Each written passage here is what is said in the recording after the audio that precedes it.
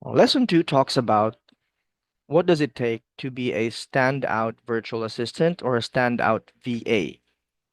So you see on the left, right, it talks about number one, excellent communication skills. So when we say excellent communication skills, you don't have to speak and talk like your clients, right? Always keep in mind that in the Philippines, we use English as a second language. It's not native to us, all right? So we will have our own challenges in communicating in English, but what our clients expect us to communicate is that we can send the message across, we can send the right message across, and we can also receive messages. So when they give us instructions, we know what to do with them, right? When they expect an output, whatever was communicated translates to that output. Secondly, you'll also need strong organization and time management skills. Again, working from home, you will have a lot of distractions, such as, you know, uh, errands, your kids, your dog, your cat, whatever that is. But you will have to make sure that you're also prioritizing your tasks. Third, proactiveness in problem solving. Always keep in mind that clients will go to you because they need help and you're their problem solver. If you don't solve their problems, you don't get paid. That's the bottom line.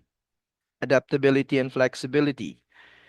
There are going to be situations where the clients will change direction, will transition to a new system or to a new business direction, right? And you have to be adaptable and flexible. You can't insist that, wait, this is what we were doing. We have to continue this. No, it's always going to be centered around the client. If the client says do this, do it. Simple as that. Strong work ethic. Sadly, this is where I've seen a few Filipinos fail, you know. Um, why? Because when we say I've worked for 5 hours, I get paid for 5 hours, right? You don't tell the client I worked for 20 hours, but the output that you do is only worth 8 hours or 10 hours or even less, right? So this is where integrity happens, you know. And we are successful because uh we always practice strong work ethic. I think a lot of VAs, Filipino VAs, are successful because of this one thing. Confidentiality and discretion. Uh, your clients will share their login details with you. So you will see a lot of information, a lot of there are even times that, like, say, for example, you do bookkeeping, they give you access to bank accounts and those kind of stuff. So they trust you. They trust us with that information, and we have to return that trust.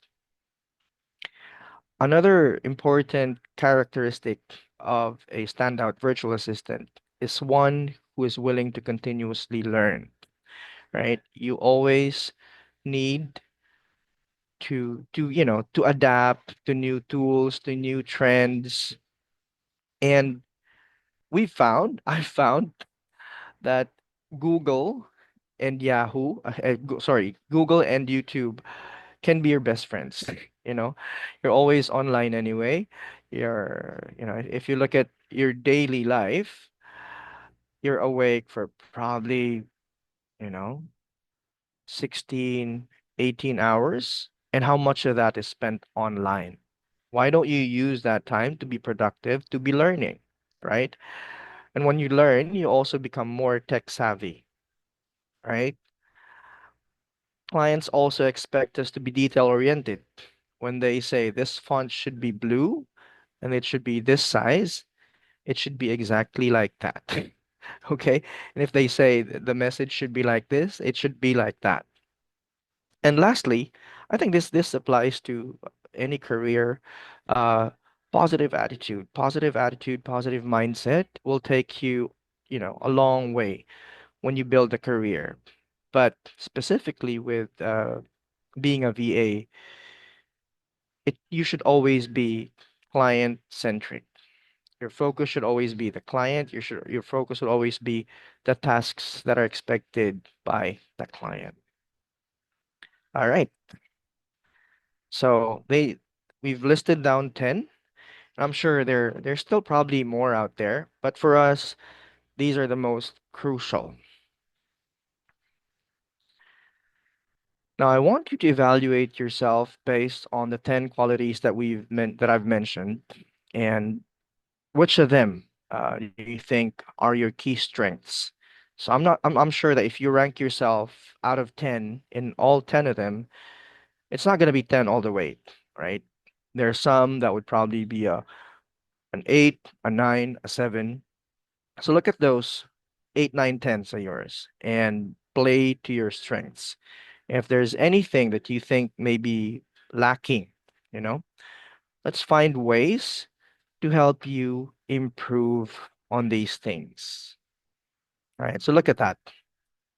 And eventually we'll come back to it because based on your strengths, you can actually pick out um, roles or jobs that would suit you best, or you know what they say when you're doing something, or when you pick a career where there's least friction, where you are more comfortable, right? Because when you start that career path, you know, it's easier for you to become successful, right? If you have an artist who wants to be a who wants to join an IT company, I'm pretty sure that person's gonna have a hard time.